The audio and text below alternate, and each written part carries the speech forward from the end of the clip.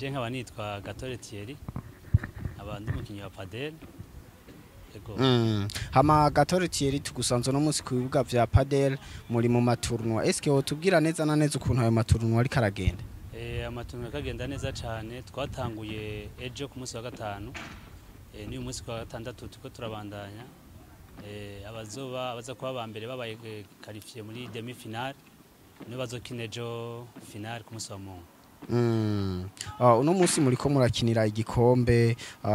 mu mukino wa padel mbega mwotubwira exactement mu kumukino wa padel ukinwa n'amategeko yawo mukino wa padel ukinwa wisunze n'abakinyi babiri kuri babiri gutsinda ni nka kujya muhora mubibona kuri volleyball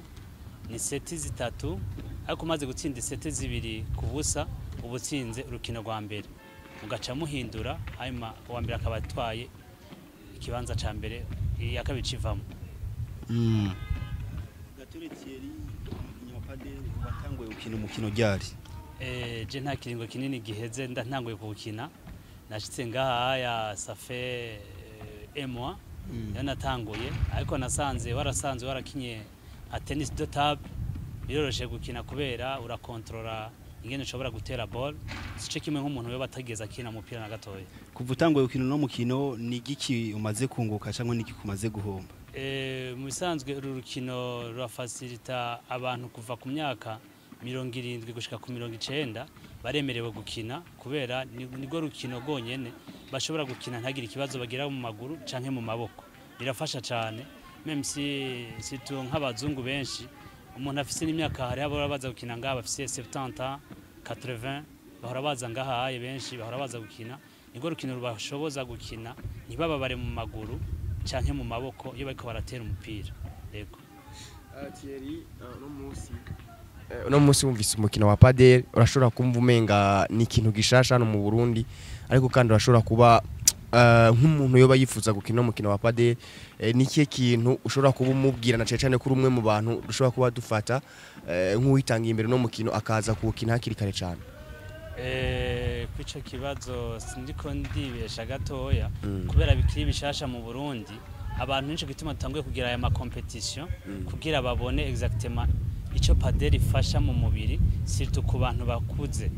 kubera nk'undi tutabahimiriza tubamenyesha umukino benshi ntibanawuzi tugomba rero kumenyekanisha umukino dutangure gukina ngaha kwera ibibuga biri ngaha ni ikico ngaha nico mu Kabondo ruguru ntavyo bazi tuko turashaka komisa kugira dutangure gukina ngaha babimenye hama tutuduga na ruguru dushiraho material komisa bagende babibona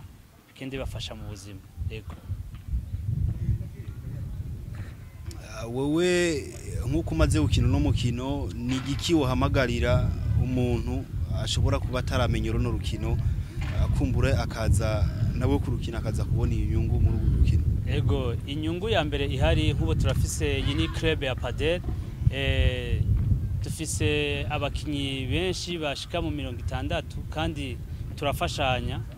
mu bihe vyiza na bibi dufise groupe nini ya cyane tuko turashaka gushiramwe n'abaruguru naho tutarubaka ikibuga ruguru kugira ukazu se turahura urabona ko ibintu by'ubuye taronsa abantu nta kintu ushobora kuronka nico gituma president Jamari yaranjije araza gutanguza ngaha avuye muri Swede komisa kugira yunganishe ubumwe mu Barundi tuzorabe ko tuzoshika muri 2040 2060 dufise ibibuga byinshi ngaha mu Burundi yego murakoze. Wewe nk'umukinyi hari nk'ingorane ushobora guhura nazo muri runo rukino kuvuga ati ndahura n'ibibazo ibi nk'iyo ndiko ndakina runo rukino nta ngorane ubura nazo cyangwa ingaruka mbi zo kina runo rukino ingaruka mbi zoba ari nka 90% kugira ntizihabe kubera ingaruka yo bari nka 5 ou 10% kubera nko ngaha no kuvuga wo hinyagara gusa ahandi hoho tuko turakina nta kintu na kimwe cyo tuma umuntu ababara niyo mpamvu bobrija yuko umuntu kuva ku myaka 70 gushika ku 90 ashobora gukina yego reka tugushimire murakoze namwe.